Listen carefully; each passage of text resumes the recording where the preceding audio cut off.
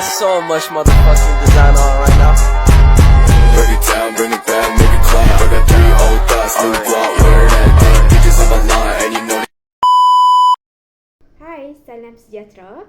Nama saya Siti Nur Fatihah binti Cik Abdullah. Saya merupakan pelajar daripada kelas RBT 1A dan saya juga merupakan pelajar semester 1 PDPP ambilan Oktober 2023.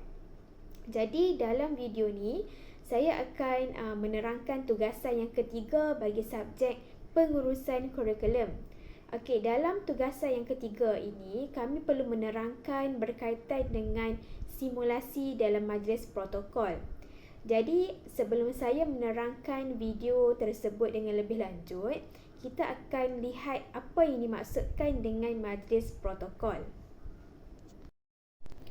Apa itu majlis protokol? Okey, protokol dia merujuk kepada peraturan dalam majlis rasmi. Selain itu juga, protokol majlis dia merujuk kepada tata cara yang perlu dilakukan dalam satu-satu majlis. Dia bertujuan adalah untuk memastikan semua perkara dilakukan dengan betul, secara sistematik dan secara teratur.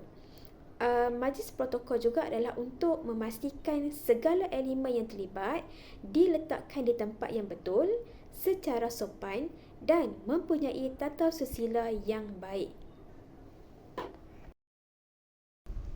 Seterusnya kita lihat kepada kategori majlis. Okay, ada 4 kategori majlis. Yang pertama ialah majlis rasmi dan formal. Okay, iaitu dianjurkan oleh atau bagi pihak kerajaan dan kos penganjurannya dibiayai sepenuhnya oleh kerajaan. Dan semua pihak perlu mematuhi peraturan dan adat. Sebagai contoh, majlis rasmi dan formal ialah majlis apresiasi. Kategori majlis yang kedua ialah majlis rasmi tetapi tidak formal. Okey, majlis yang dianjurkan atau bagi pihak kerajaan dan kos dibiayai sepenuhnya oleh kerajaan, tetapi tidak perlu mematuhi sepenuhnya peraturan dan adat.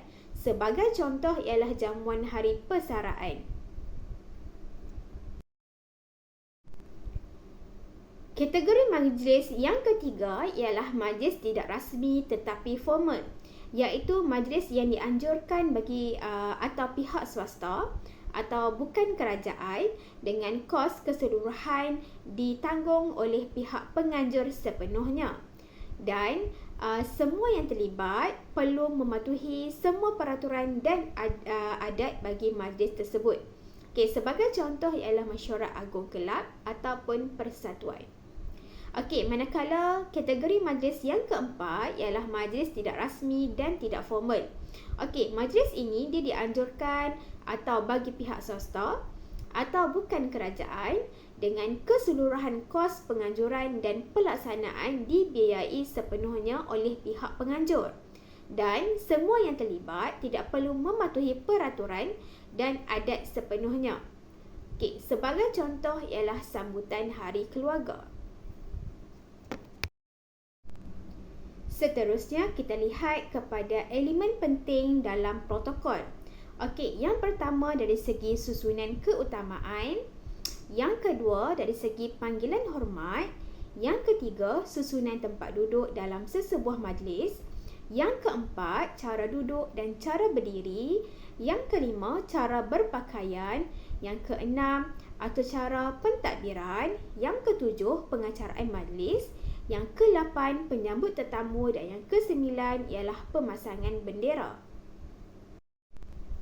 Untuk video simulasi yang telah saya jalankan, saya telah memilih antara 4 elemen. Yang pertama dari segi susunan tempat duduk, yang kedua pengacaraan majlis, yang ketiga penyambut tetamu dan yang keempat ialah penyampaian hadiah. Seterusnya, bagi susunan tempat duduk, okey, di hadapan pentas utama, okey, iaitu kerusi nombor 1 adalah untuk tetamu VIP, manakala kerusi nombor 2 adalah untuk pihak penganjur ataupun tuan rumah.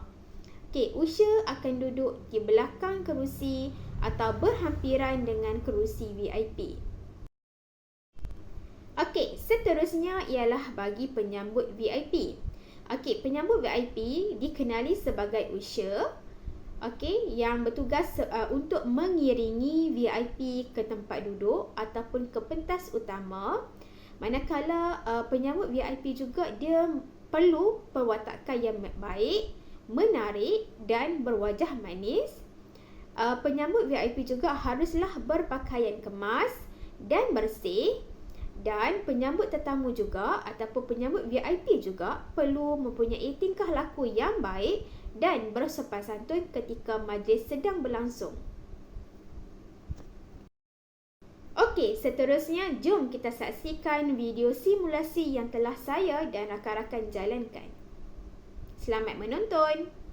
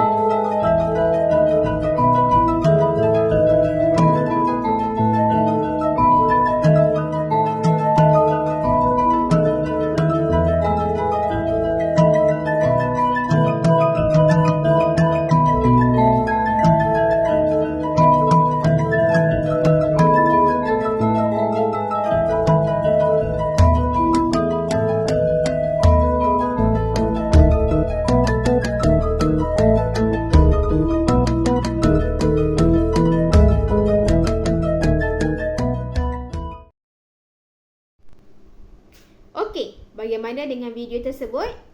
Jadi kesimpulan yang dapat saya simpulkan ialah protokol dia merupakan tata susila sosial dan tata cara bagi sesuatu majlis rasmi yang diwarisi sejak turun-temurun.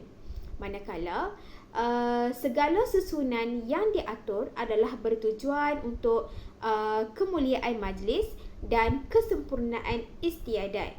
Selain itu juga, majlis protokol adalah untuk meninggikan budaya bangsa dan negara di samping dapat membentuk tata susila diri dalam majlis rasmi. Sekian sahaja penerangan mengenai video majlis rasmi dan juga video simulasi yang telah saya jalankan. Sekian, terima kasih.